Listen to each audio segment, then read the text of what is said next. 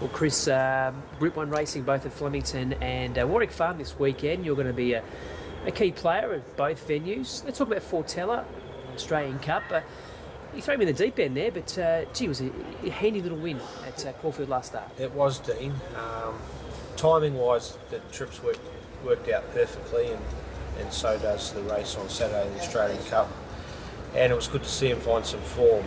We know he's a handy horse, but he's been off the scene for some time, so until they return to winning form, it's a bit of a question, I suppose, especially when you're taking on the best horses in Australia. So he's come through that run well. He's drawn well on Saturday. Dwayne Dunn sticks to the horse and just be ridden accordingly as he was last start, back and have the last crack at them late. Chipping Norton Stakes, a time-honoured race, and I know programming heading towards the autumn's not ideal for your 6, but gee, still a great honour to be having that many runners in such a good race. Yeah, it is. Obviously, we've just got nice horses, supporting owners, and horses that have staged down for a long time. And obviously, we've got Shootout there. He won the race last year. Danley won it the year before, from memory. And we've got Albert the Fat there. He's a Group 1 winner over a mile. We've got the young guns like our stayers, Killini, Gatewood, and then tougher than ever, the 3-year-old, who hopefully will be around for a few more years to come. Yeah, Shootout, he is first up, but he's proven at that level and on the fresh side. Yeah, he did that last preparation, Dean, as you say, so it's never easy. And I'd say this Saturday's race is probably a touch stronger than what he raced first up last prep. So hopefully gets a good track, or dead at the worst. If it was a heavy track, I'd even be reluctant to run him. But his work's been good, and as you say, he's a tried and true horse at the distance and fresh up, and obviously a very good horse. Dan Lee's almost got a sense of timing about this run on Saturday, third run in, the mile, and Warwick Farm, which is a track that he's performed really well at. Yep, exactly right. And he looks like he's ready for the mile now, and I think that's his pet distance now. And as you say, Warwick Farm mile is easy to him.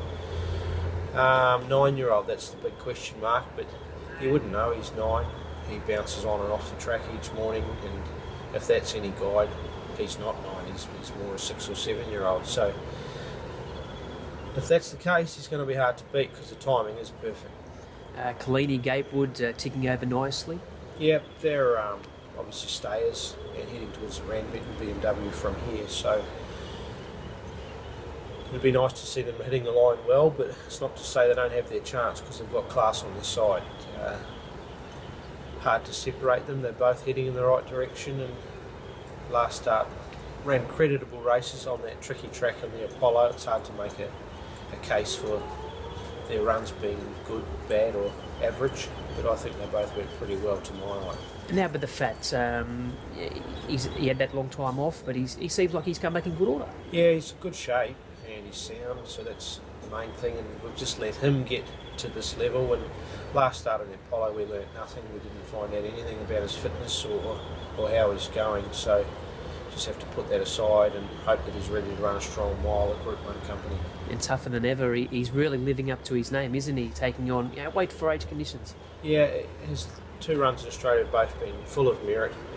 Last start on that wet track, he got through it really well, and I'd be reluctant to run him on a good track, and I'm trying to make things easy for him. If that does sound right, he'd be dodging Pero by running this Saturday.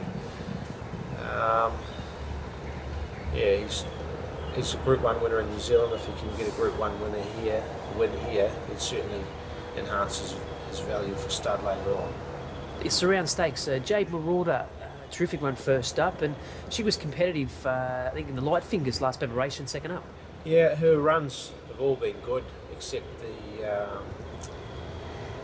the flight stakes. She just had an off day there, but apart from that, she's been running against the best horses consistently. And first up, I don't think the sectional time suggested that she was suited to that run, and she certainly got home well.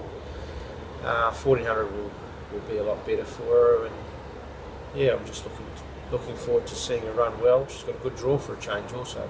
And Raw Descent coming through the grades, but certainly doesn't look out of place in this round.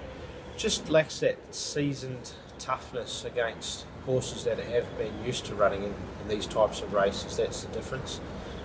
She's had a little freshen up since her run on the heavy 10 track, so don't worry about that run. It was just probably a poor judgment on my behalf to run her on a heavy 10 track. But we ran her that day just to try and get her a little bit more seasoned and go into these types of races with 3 runs rather than just 2.